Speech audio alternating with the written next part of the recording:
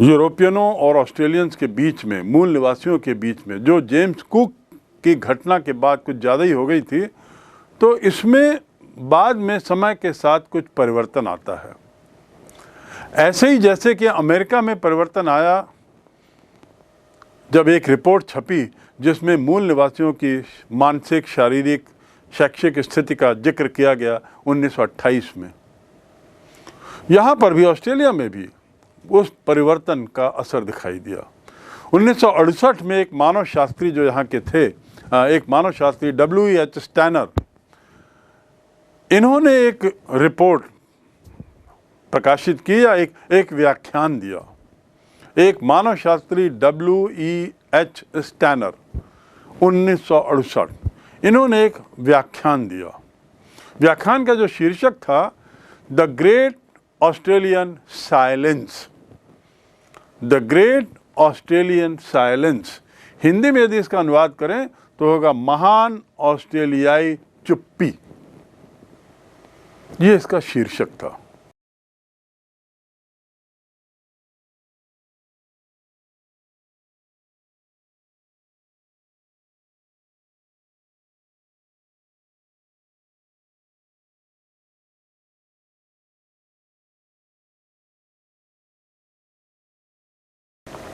इस व्याख्यान में मिस्टर स्टैनर ने इतिहासकारों के द्वारा मूल निवासियों के इतिहास के बारे में चुप्पी का जिक्र किया है।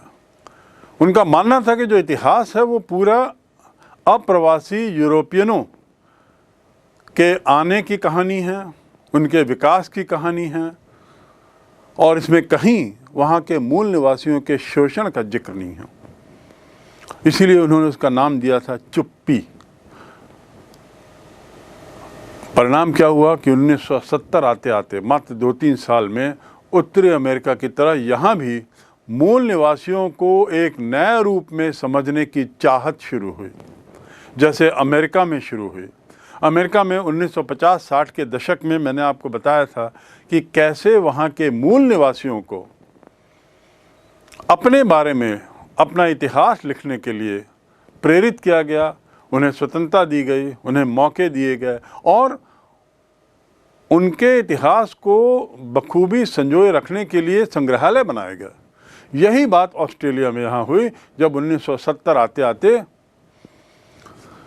मानव शास्त्रियों के प्रयास से मूल निवासियों के इतिहास को समझने की चाहत जागने लगी।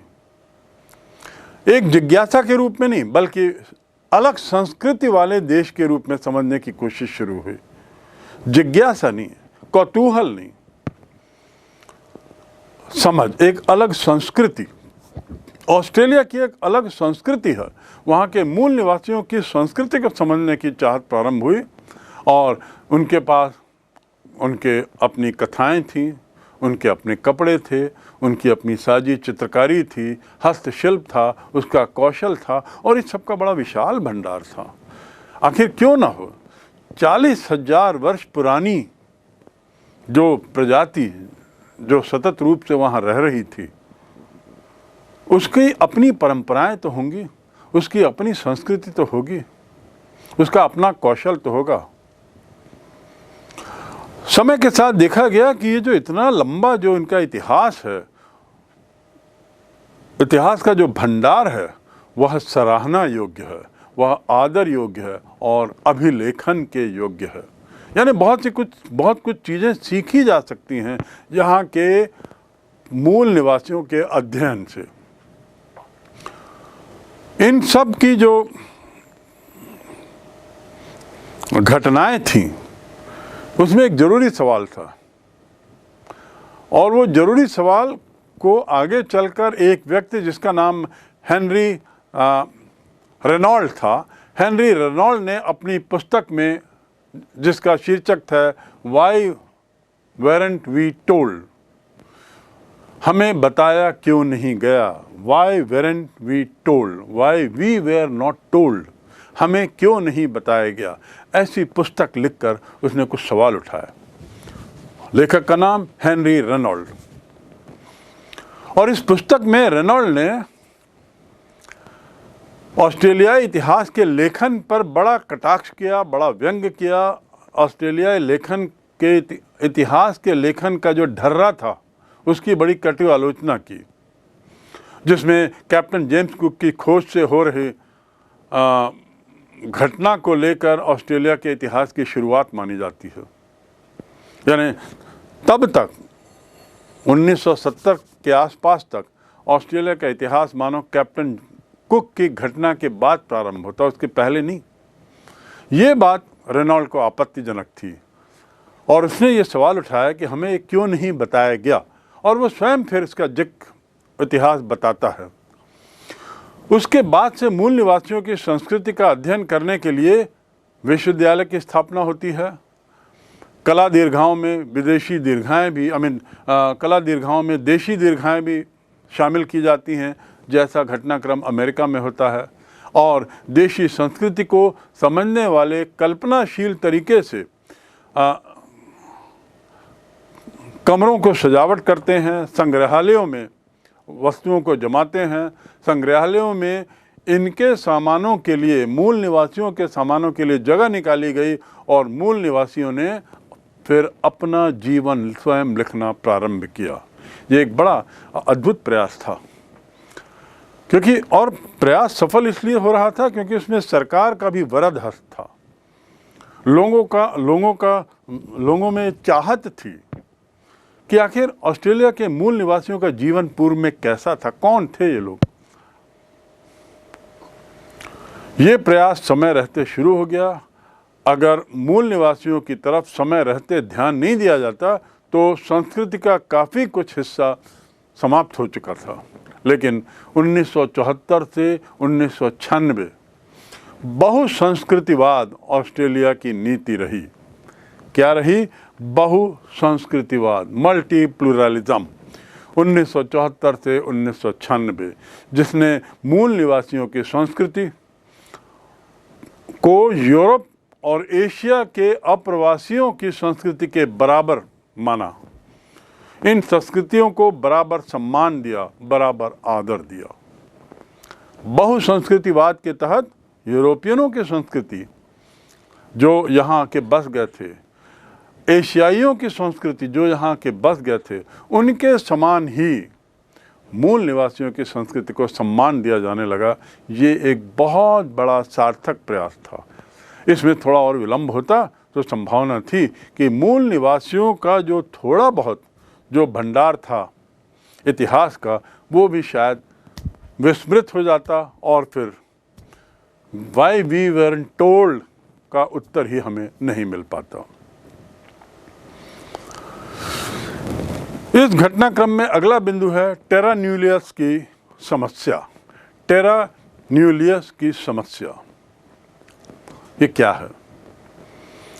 1970 में संयुक्त राष्ट्र संघ और जो दूसरी जो अंतर्राष्ट्रीय एजेंसियां हैं, उन्होंने इस दशक में 1970 के दशक में मानवाधिकार जैसे शब्दों का उपयोग प्रारंभ किया।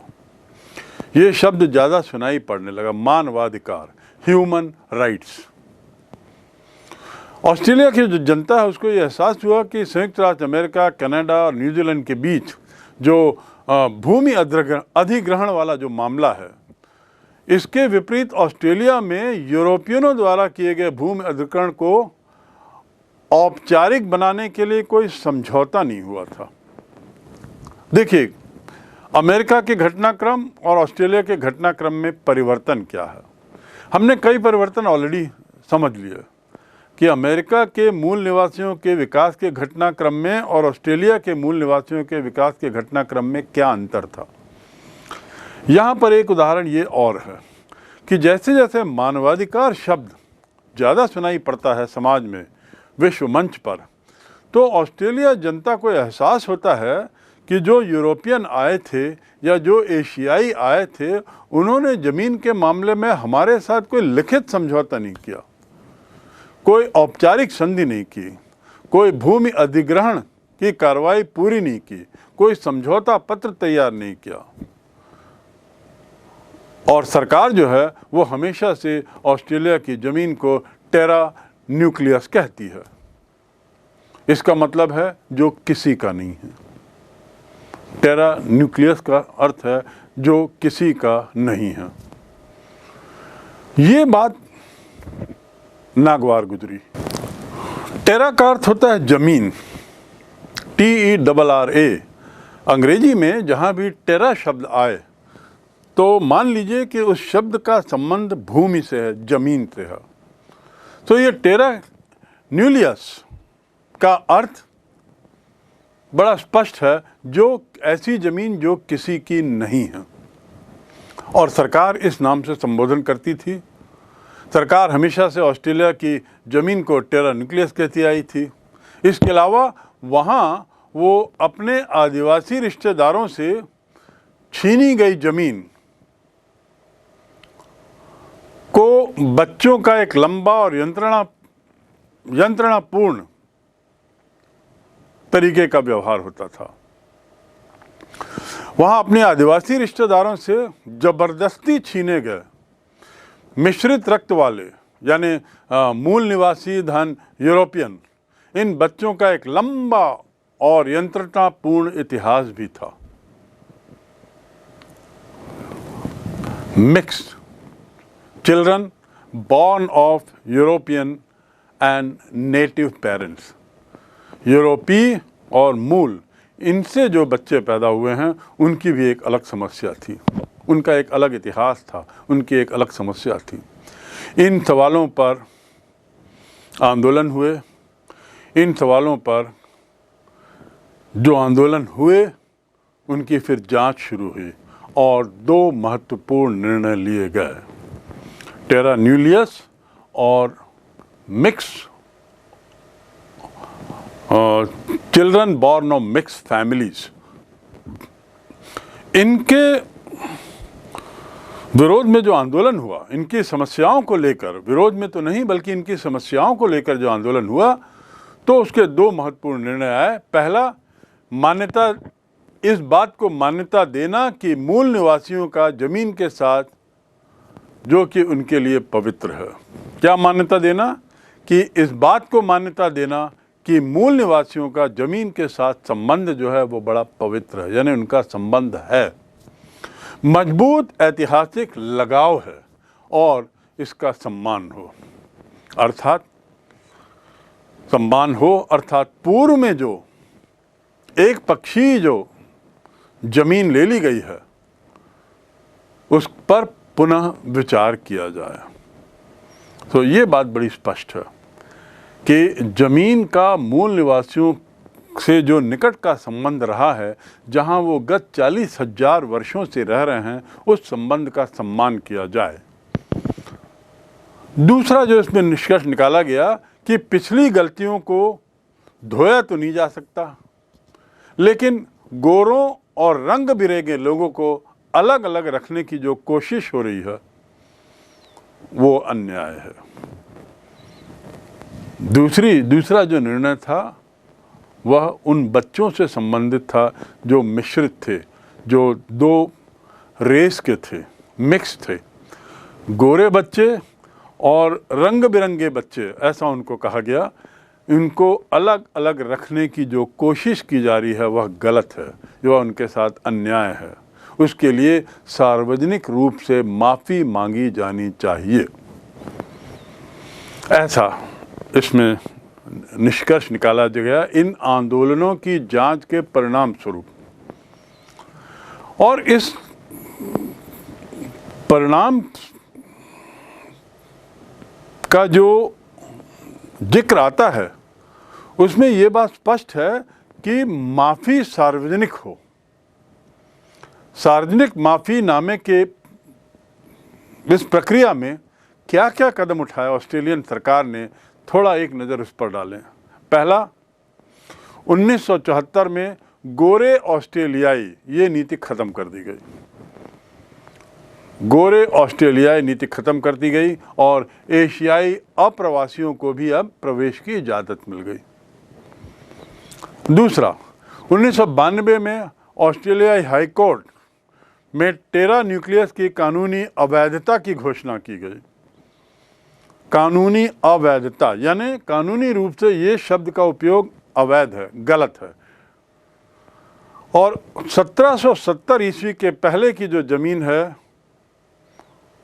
उस पर जो दावे हैं वहाँ के मूल निवासियों के, वह मान्य हैं, वे मान्य हैं। तो इस प्रकार माफ़ीनामा और मूल निवासियों के साथ उनके ज़मीन के पुराने संबंधों को स्वीकार करते हुए, पुरानी गलतियों को सुधार पर माफ़ी मांगते हुए कुछ सुधार करना, ये एक बहुत बड़ा परिवर्तन इस काल में, इस दशक में हम देखते हैं। ऑस्ट्रेलिया में बदलाव की लहर की श्रृंखला में दो परिवर्तन और, यानी अभी तक हमने दो परिवर्तन समझे, अब तीसरा परिवर्तन जो हुआ 1995 में। 1995 में जो टॉरस स्ट्रेट आइलैंडर्स, उनके जो बच्चे थे और वहाँ जो आदिवासी बच्चे थे, इनके बीच में जो अंतर किया जाने लगा उसे समाप्त किया गया और एक जांच समिति, राष्ट्रीय जांच समिति बैठाई गई। इन लोगों के साथ जो दुर्व्यवहार हो रहा था, इन लोगों के साथ जो भेदभाव हो रहा था, उसके अध्ययन के लिए। और अंतिम, आपके इस कोर्स के अनुसार जो अंतिम बदलाव था वह बहुत महत्वपूर्ण है। 1820 से लेकर 1970, यानी लगभग 150 वर्ष के काल में ऑस्ट्रेलिया में जो बच्चों के साथ दुर्व्यवहार, गलत व्यवहार, वो सब किया गया, उसके लिए एक राष्ट्रीय माफ़ी दिवस घोषित किया गया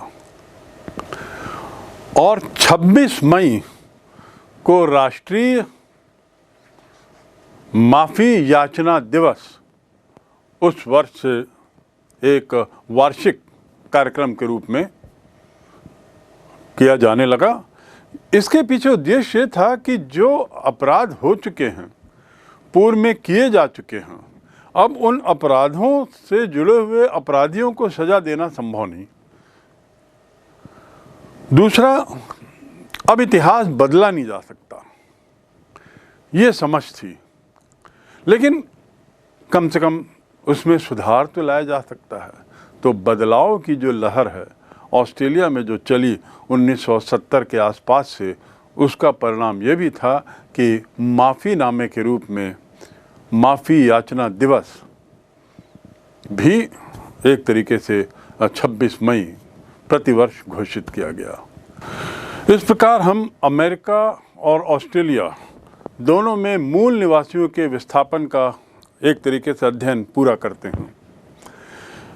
अमेरिका के मूल निवासियों के विस्थापन का इतिहास समझने के बाद मैंने संक्षिप्त में उसके बारे में एक तरीके से पुनः बताया था। यही प्रक्रिया अब हम ऑस्ट्रेलिया के संबंध में दोहराएंगे। तो ऑस्ट्रेलिया के प्रारंभिक इतिहास एवं मूल निवासी। प्रारंभिक मानव एबॉरिजिन्स 40,000 वर्ष पूर्व, और मूल स्थान इनका कौन सा था? वहीं जो एक सेतु है, एक जुड़ी हुई जमीन जिसे न्यू गिनी के नाम से कहते हैं। 18वीं सदी के आसपास इनके समुदायों की संख्या लगभग 350-700 थी और आज भी करीब 200 भाषाएं बोली जाती हैं।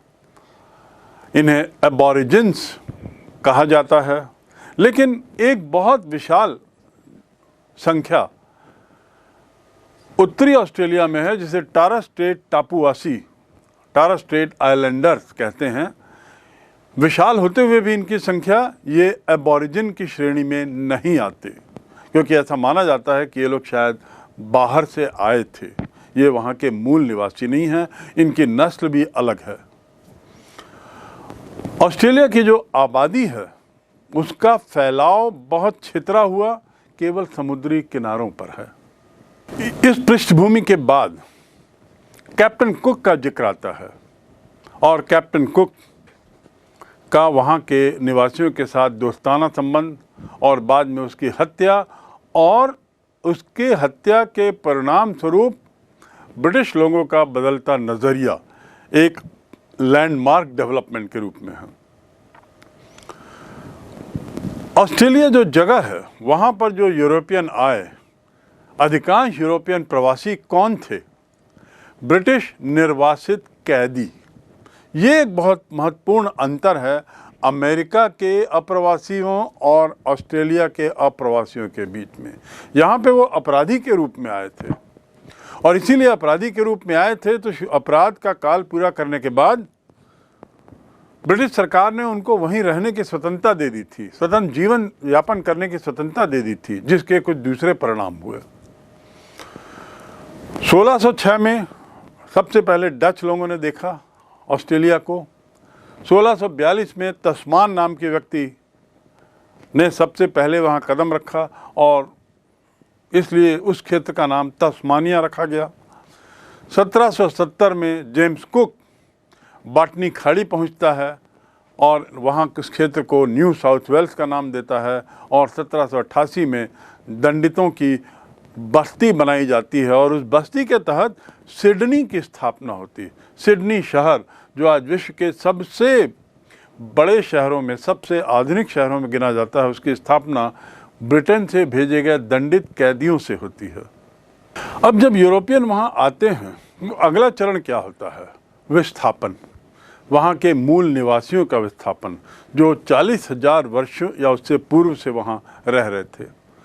और इस विस्थापन की प्रक्रिया में हम बड़े बड़े कृषि फार्म तो नहीं, लेकिन भेड़ों के फार्म, खाने और खदानों आदि का जिक्र पढ़ते हैं। गेहूं की खेती बड़े विस्तृत मात्रा में होती है, और साथ ही अंगूरों का बाग।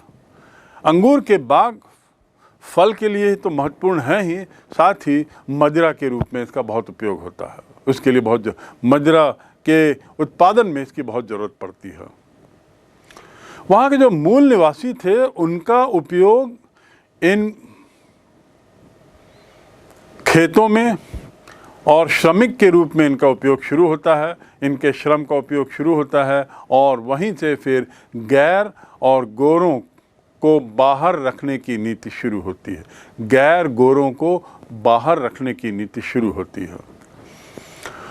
ऑस्ट्रेलिया के विकास की बात करें तो 1850 में ऑस्ट्रेलियाई बस्तियों को स्वशासन का अधिकार मिलता है। 1850 में कॉलोनीज को। 1851 में चीनी कुली लोग पहली बार आते हैं और 1855 में इन्हें रोका जाता है, जिसकी पृष्ठभूमि मैं विस्तार से बता चुका हूँ। ये वही काल है जब गोल्ड रश की बात की गई थी। 1851 से 1861 से 1961 तक का गोल्ड रश का काल, और 1901 में 6 राज्यों को लेकर ऑस्ट्रेलियाई संघ का निर्माण होता है।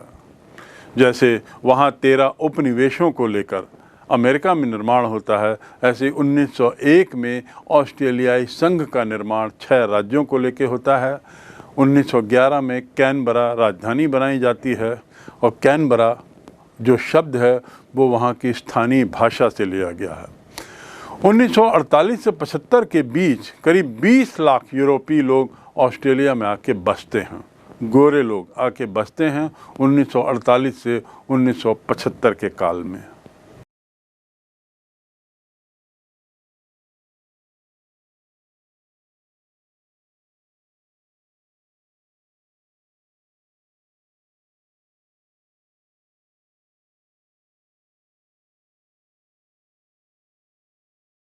और इस प्रकार इस आवाजाही, इस आपाधापी के काल में एक तरीके से बदलाव की लहर भी प्रारंभ होती है, वैसे ही जैसे अमेरिका में थी।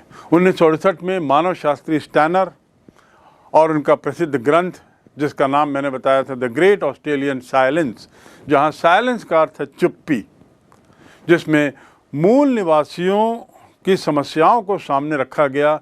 और परिणाम क्या हुआ? मूल निवासियों के प्रति सरकार का, वहाँ के लोगों का नज़रिया थोड़ा बदलता है, थोड़ा पॉजिटिव होता है, थोड़ा सहानुभूतिपूर्वक होता है। और यहीं से ऑस्ट्रेलियाई इतिहास लेखन में भी परिवर्तन आता है, जिसमें मूल निवासियों को केंद्र बिंदु मानते हुए अब इतिहास लिखा जाने लगा है। हेनरी रेनॉल्ड, उसने जो एक पुस्तक लिखी why we were not told, why we weren't we told, हमें क्यों नहीं बताया गया। इस पुस्तक ने वहाँ पे एक तरीके से भूचाल मचा दिया और नए तरीके से इतिहास का अध्ययन शुरू हुआ। विश्वविद्यालयों में, कला दीर्घाओं में, संग्रहालयों में मूल निवासियों के संकलन को स्थान दिया जाने लगा। ऐसे ऐसे विश्वविद्यालयों की, संग्रहालयों की स्थापना हुई जहां मूल निवासियों के जो साजो सामान थे उनको वहां रखा जाने लगा अध्ययन की दृष्टि से। इसके साथ ही ऑस्ट्रेलिया की जो खुद की सरकारी नीति है उसमें बदलाव आता है और मूल निवासियों और उनकी संस्कृति का सम्मान करने की एक तरीके से पैरवी की गई है, क्योंकि वहाँ जो बहुसंस्कृतिवाद को बढ़ावा दिया जाता है। एक और एशियाई संस्कृति थी, दूसरी ओर यूरोपियन संस्कृति थी, तीसरी ये मूल निवासियों की अपनी संस्कृति थी जो दबी हुई थी। अब इस कानून के तहत ये प्रावधान किया गया कि इनकी संस्कृति को भी समुचित स्थान दिया जाए और उतना ही सम्मान दिया जाए जितना कि अन्य संस्कृतियों को। ये एक बहुत बड़ा राजनीति में परिवर्तन होता है ऑस्ट्रेलिया के। इसी परिवर्तन के तहत 1974 में एशियाई अप्रवासियों को प्रवेश की इजाज़त मिलती है। 1992 में टेरा न्यूक्लियस की कानूनी अवैधता की घोषणा होती है और टेरा न्यूक्लियस की इस अवैधता की घोषणा एक बहुत महत्वपूर्ण कदम था, क्योंकि इसने पूरी सोच को बदल दिया। साथ ही 1992 में ही ये कानून भी बना जिसके तहत 1770 के पहले की जो ज़मीनें थीं मूल निवासियों के दावों को मान्यता दी गई उसके पहले की ज़मीनों पर। 1995 में आदिवासी और टॉरस स्ट्रेट आइलैंडर्स बच्चों को उनके परिवारों से अलग किए जाने की जो जांच, उसके लिए जांच आयोग बैठाया जाता है और 1999 में 1820 से 1970 तक के गुम हुए बच्चों से माफ़ीनामे के तौर पर राष्ट्रीय क्षमा याचना दिवस, गुम हुए बच्चों उनके साथ जो अन्याय हुआ है जिसे अब सुधारा नहीं जा सकता, तो पश्चाताप प्रायश्चित के रूप में वहाँ की सरकार निर्णय लेती है और 1820 से 1970 के बीच में जो ऐसी घटनाएं हुई हैं उसके लिए राष्ट्रीय क्षमा याचना दिवस अर्थात ए नेशनल सॉरी डे की शुरुआत होती है। नेशनल सॉरी डे 26 मई प्रतिवर्ष। मूल निवासियों का विस्थापन, इस अध्याय की समाप्ति ऑस्ट्रेलिया में बदलती हुई लहर के साथ हुआ और इसका प्रारंभ लगभग 40,000 वर्ष पूर्व के इतिहास से हुआ था। इस अध्याय को लेते हुए परीक्षा की दृष्टि से कुछ प्रश्न और उनके बहुत संक्षिप्त में उत्तर गाइडलाइन के रूप में, दिशा निर्देश के रूप में अब हम एक के बाद एक रखते हैं। याद रखें कि ये केवल दिशा निर्देश हैं, इसके जो उत्तर हैं इस पर आपको इन बिंदुओं को लेते हुए आपको दिए हुए प्रश्नों के उत्तर लिखना है। पहला प्रश्न जो यहाँ है, पहला प्रश्न है विस्थापन से क्या तात्पर्य है और मूल निवासियों का विस्थापन किस प्रकार विस्थापन से अलग है। यूरोपीय साम्राज्यवाद और उपनिवेशवाद, इस पर संक्षिप्त में उत्तर लिखें। ये एक प्रश्न है। ये तीनों बिंदुओं को एक प्रश्न में रखने का उद्देश्य केवल ये है कि आप इस अध्याय से जुड़े हुए मूलभूत शब्दों को समझने की कोशिश करें। विस्थापन का क्या अर्थ है, ये प्रारंभ में आपको बताया गया, एक स्थान से दूसरे स्थान जाना।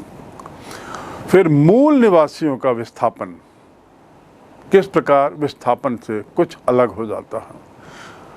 मूल निवासियों का विस्थापन, उसके तहत कौन कौन से बिंदु आएंगे, इसे आप लिखेंगे। विस्थापन की प्रक्रिया के साथ साम्राज्यवाद जुड़ा हुआ है और इसीलिए साम्राज्यवाद और उपनिवेशवाद को इसी अध्याय में प्रारंभ में परिभाषित किया गया है। इसका उत्तर लिखते समय हम साम्राज्यवाद की परिभाषा देंगे और ये बताने की कोशिश करेंगे उत्तर लिखते हुए कि साम्राज्यवाद और उपनिवेशवाद कैसे एक ही सिक्के के दो पहलू हैं। अंतिम बिंदु जो इस प्रश्न का है वह है यूरोपीय साम्राज्यवाद। यूरोपीय साम्राज्यवाद के तहत आपको जो बिंदु छूने हैं उसकी शुरुआत होती है। पहला बिंदु 17वीं सदी से, जब स्पेन और पुर्तगाल के नेतृत्व में इन लोगों का दक्षिण अमेरिका जाना होता है, यहाँ के लोगों का। दूसरा बिंदु, नए यूरोपीय देश इसमें शामिल होते हैं, जिसमें इंग्लैंड, फ्रांस, हॉलैंड आदि हैं। तीसरा बिंदु, कैसे इनका वहाँ जाना उपनिवेशों को जन्म देता है, राजनीतिक सत्ता की स्थापना करता है। चौथा बिंदु, सेटलर, SETTLER, सेटलर का अर्थ आपको यहाँ बताना होगा। उसके बाद यूरोपीय साम्राज्यवाद नीति के तहत ये आपको बताना होगा कि अमेरिका के सबसे पहले बाशिंदे कब आए, कौन थे, कहाँ से आए और किस प्रकार उनकी जनसंख्या जलवायु स्थिरता के कारण बढ़ने लगती है। अगला बिंदु जो उसमें होगा कि कैसे पश्चिमी यूरोप के लोग कोलंबस की खोज के बाद नई दुनिया पहुंचते हैं और वहां पर उनका स्वागत कैसे होता है। इसी तारतम्य में यूरोपीय साम्राज्यवाद के अंतर्गत ही आपके उत्तर का अंतिम बिंदु होगा कि किस प्रकार ये यूरोपीय अपने साथ सामान ले जाते हैं, उसकी बिक्री करते हैं, उसे वहाँ का सामान खरीदते हैं, बिक्री तो नहीं करते, सामान ले जाते हैं, उसे उपहार के रूप में देते हैं और वहाँ से सामान लाकर अपने देश में बेचते हैं, क्योंकि यहीं से उस प्रक्रिया की नींव शुरू होती है जिसे साम्राज्यवाद कहते हैं। और यूरोपीय साम्राज्यवाद से तात्पर्य यहीं तक है। प्रश्न 2, नई दुनिया के मूल बाशिंदों के लिए अंग्रेजी में प्रयुक्त शब्दों को लिखें। नई दुनिया के मूल बाशिंदों के लिए अंग्रेजी में प्रयुक्त शब्द लिखें। इसके तहत आपको जो कुछ शब्द हमने बताए थे, जिसमें एक है अबॉरिजिन, उसके बाद अमेरिकन इंडियन, फिर first nation people, indigenous people, native American, red Indian. इसके साथ ही दूसरे शब्द भी ऐसे थे जो वहाँ के भाषा से, स्थानीय भाषा से लिए गए थे। ऐसे 4 शब्द बताएं जो अमेरिका के मूल निवासियों की भाषा से लिए गए और अपनी विभिन्न चीज़ों के लिए उनका उपयोग किया जाने लगा, जिसका एक उदाहरण बस यहाँ मैं दे दूँ, डकोटा। ऐसे ही 4-5 और शब्द थे। अगला प्रश्न, अमेरिका के मूल निवासियों की पारंपरिक धारणाएं क्या थीं जिसका सामना यूरोपियनों ने किया, या किन पारंपरिक धारणाओं से अप्रवासी यूरोपियंस का टकराव हुआ। इसके तहत बिंदुवार उत्तर इस प्रकार होगा। पहला, 18वीं सदी और यूरोप की सभ्यता की धारणा, इसके बारे में आपको बताना होगा। यूरोप की सभ्यता जिसमें साक्षरता, संगठित धर्म और शहरीपन का जिक्र वे करते हैं, और उसकी तुलना मूल निवासियों की सभ्यता से, मूल निवासियों की परंपराओं से करते हुए उन्हें असभ्य कहते हैं। इस चर्चा में आपको रूसो और वर्ड्सवर्थ, विलियम वर्ड्सवर्थ, इसका जिक्र करना होगा।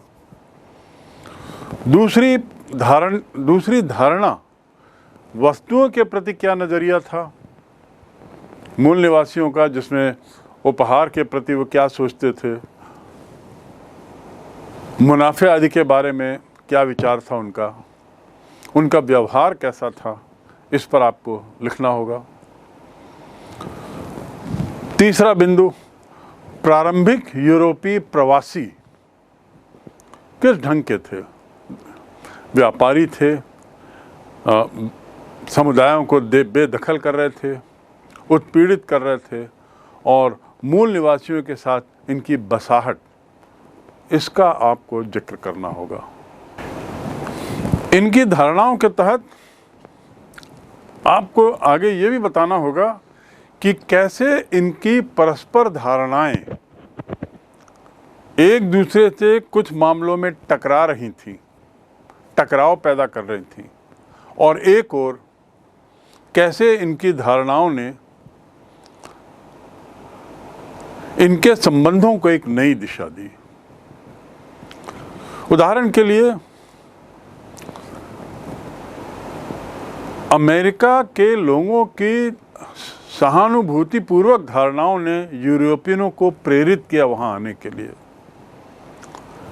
अमेरिका के मूल निवासियों के मुनाफा आदि पर मुनाफे आदि से दूर रहने की उनकी सोच ने भी यूरोपियनों को आने के लिए प्रेरित किया।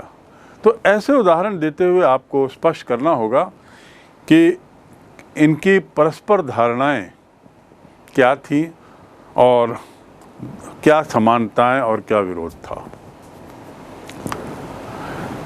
अगला प्रश्न, किस प्रकार मूल निवासियों को उनकी अपनी भूमि से बेदखल किया गया, इसका संक्षिप्त में विवरण दें। उत्तर में सबसे पहले आप चर्चा करेंगे अमेरिका में बस्तियों का विस्तार और इस प्रक्रिया में मूल निवासियों की बेदखली में ज़मीन की कम कीमत और जालसाजी आदि का वर्णन आएगा।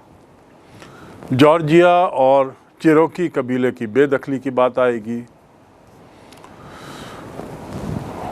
अमेरिका के न्यायाधीश का चिरोकी संप्रदाय के पक्ष में दिया हुआ जजमेंट और वहाँ के तत्कालीन राष्ट्रपति द्वारा इसका विरोध, इस पर चर्चा करेंगे। मूल निवासियों की भूमि को लेकर जो भूमि उपयोग को लेकर जो आलोचना और अधिकार के संबंध में कुछ बातें बताई गई थी, उसका जिक्र होगा। और अंत में पश्चिमी अमेरिका के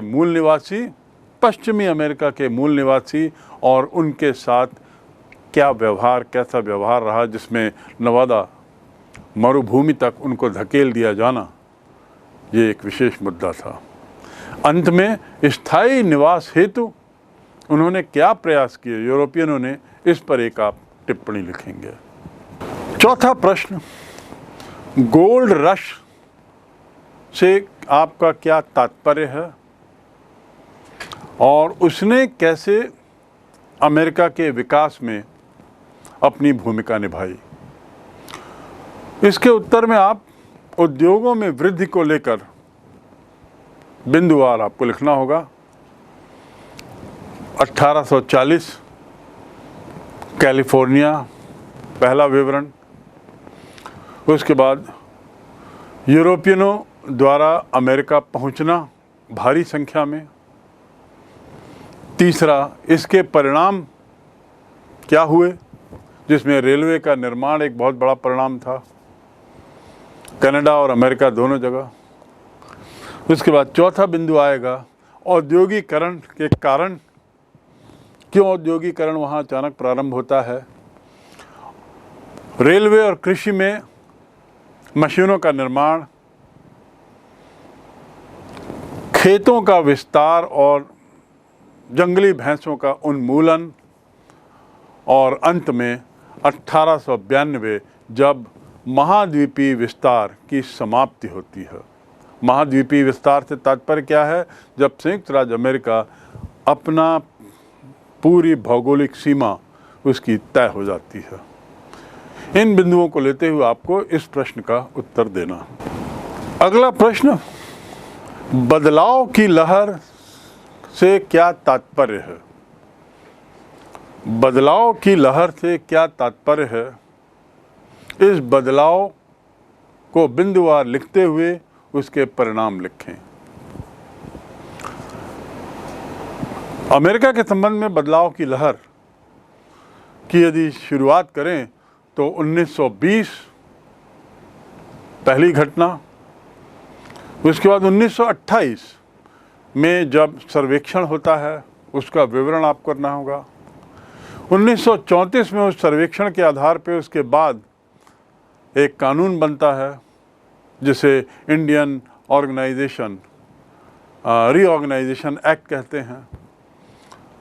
मूल निवासियों को ज़मीन खरीदने का अधिकार मिलता है। फिर 1950-60 के दशक में जो मूल निवासियों के लिए जो विशेष प्रावधान थे उनकी समाप्ति की घोषणा होती है और उद्देश्य बताया जाता है मूल धारा में लाने का प्रयास।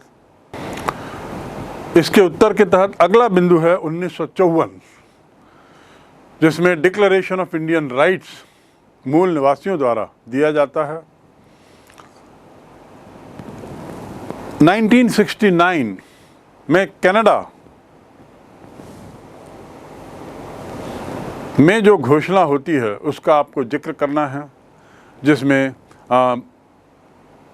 कनाडा की घोषणा होने के बाद मूल निवासियों द्वारा कुछ विरोध होता है, जिसमें आदिवासी अधिकारों की मान्यता का समर्थन करते हैं, और फिर अंत में 1982 में संवैधानिक धारा के तहत मूल निवासियों के अधिकारों की स्वीकृति होती है। इस प्रकार इतने बिंदुओं में इस बदलती हवा, बदलती लहर का आपसे संबंधित उत्तर आपको देना है। अंतिम प्रश्न है, ऑस्ट्रेलिया के प्रारंभिक इतिहास पर संक्षिप्त पे लिखें और उनके मूल निवासियों से संबंधित विवरण दें। ऑस्ट्रेलिया के प्रारंभिक इतिहास पर संक्षिप्त में लिखें और वहाँ के मूल निवासियों पर एक विवरण दें। इस प्रश्न में आपके उत्तर की शुरुआत होगी प्रारंभिक मानव यानी 40,000 वर्ष पूर्व के एबॉरिजिन से। फिर न्यू गिनी का जिक्र आएगा। उसके बाद जो उनके विभिन्न समुदाय थे जिनकी संख्या लगभग 350 से 700 थी, उनका जिक्र होगा।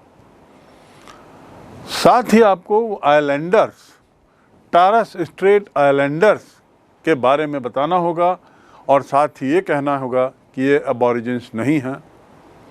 फिर ऑस्ट्रेलिया की आबादी के फैलाव का जिक्र आप जरूर करेंगे इसमें, ऑस्ट्रेलिया की आबादी के फैलाव का जिक्र, और अंत में वहाँ पे यूरोपियों की बसाहट कैसे प्रारंभ होती है इसका जिक्र। इस यूरोपियों की बसाहट में आपको मूल निवासियों का विस्थापन कैसे हुआ और क्यों हुआ, जिसमें आपको बताना होगा कि कैसे भेड़ों और फार्म खानों में, भेड़ों के फार्म और खदानों में इन यहाँ की लोकल पॉपुलेशन का उपयोग शुरू हुआ।